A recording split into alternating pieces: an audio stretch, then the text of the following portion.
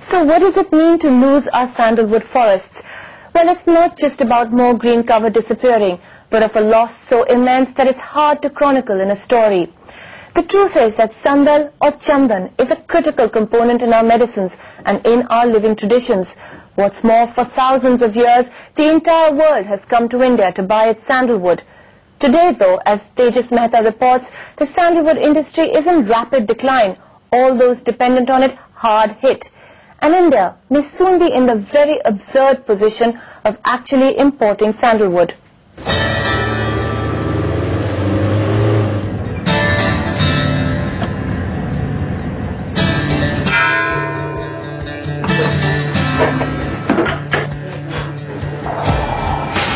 Welcome to Mysore, the sandalwood capital of the world.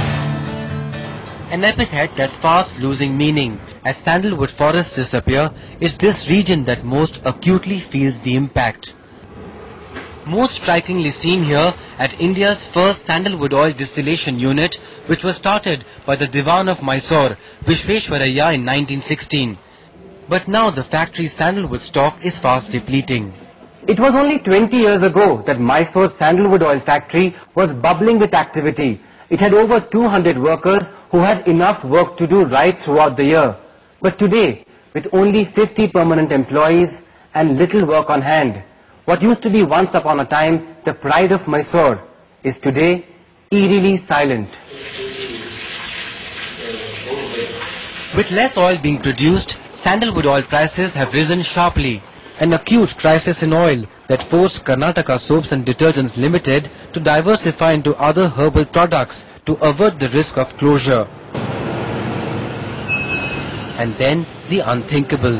The company had to compromise on the quality of its most popular brand, the Mysore Sandal Soap. See, in the early 60s, 70s, we were using 25% of the perfume used as pure natural sandalwood oil. And over a period of year, because of the non-availability of sandalwood oil, the proportionate content of sandalwood oil in our soaps has also come down. Compared to what was there earlier, definitely there will be a reduction in the impact in the medicinal value of the soap also. A similar story at the incense stick industry, which now only uses synthetic sandalwood essence. In 70s, the use of sandalwood powder in an agarbatti, a finished product, it was about 30%. And sandalwood oil was about 5 to 6% sandalwood oil. Now sandalwood oil or sandalwood powder is not being used. An even more direct impact felt here in Sagar, where 6,000 artisans locally known as Gudigars have for generations survived on their skill. Chenna Basappa is the master artisan, highly awarded for his sandalwood carvings. Today, his expert fingers chip away on wood that comes a distant second to the royal sandal. यही गणेश मूर्ति चंदन में किया तो ये 2 लाख तक बेचता सकता है. अभी ये 50 में होता है. For the last several years, shortage of sandalwood has halved the income of this community. Sandalwood has a 4,000-year-old history in India, but it only took up politicians and smugglers a few decades to rob this region of its legacy. However, the rot had begun much earlier when the Maharajas were ruling from this palace. In the 1790s, Tipu Sultan christened sandalwood as a royal tree and gave the government total monopoly over the sandal trade. Every sandalwood tree belonged to the state. No one else was allowed to sell it. Even if they chose to grow it, they did so for the state. At first, this helped to protect the tree. At that time, people did not challenge state laws and so on. So, sandalwood was regarded as something which should not be touched. But after independence, the archaic law became Karnataka's bane, as there was no incentive for people to grow sandalwood trees. In 2001, there was an amendment to the Forest Act, which allowed private players to grow the tree. But the impact remains limited, as growers cannot sell it in the open market, but only to the state. Over time, the quantities of sandalwood available in the market has fallen drastically. In just 50 years, down by more than 90%. Prices have skyrocketed, and what was until now only a tree has come to be known as wood and gold. Experts say there is an immediate need to liberalize sandalwood policies. If these restrictions are imposed on a rigorous scale as it is being done now, a day may come, sandalwood may disappear from Indian market and we may have to depend mostly from other sources. There are two commonly traded sandalwoods. India's loss has already become Australia's gain. It has taken the lead in growing sandalwood on a massive scale in an organized and scientific manner.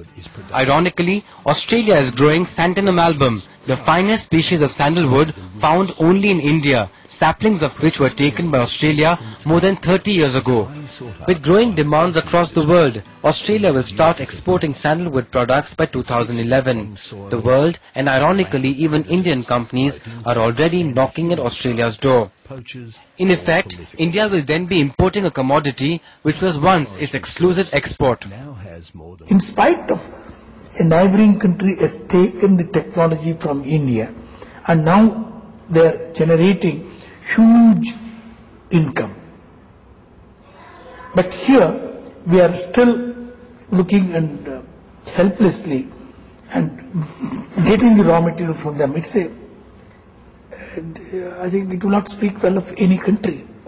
Karnataka's new Chief Minister agrees there is a need to liberalize sandalwood growing laws and tackle the poaching menace. I agree that the present policy on sandalwood tree is not people friendly.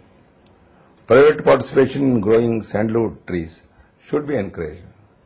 Government control should come down except for controlling illegal cutting and smuggling. But for Chenna Basappa and others like him, the damage is done. आप हमारे नेता लोग हैं जो smuggler है जिन्होंने सब पेड़ काट डाले आप उनको क्या कहेंगे? उन लोगों को करना क्या है? वो तो हमारा पेट के ऊपर मार दिया है, वो पेड़ काटे हैं नहीं, हमारा हाथ भी काट दिया है. With camera person Rajesh Swami in Bangalore, Tejas Mehta for NDTV.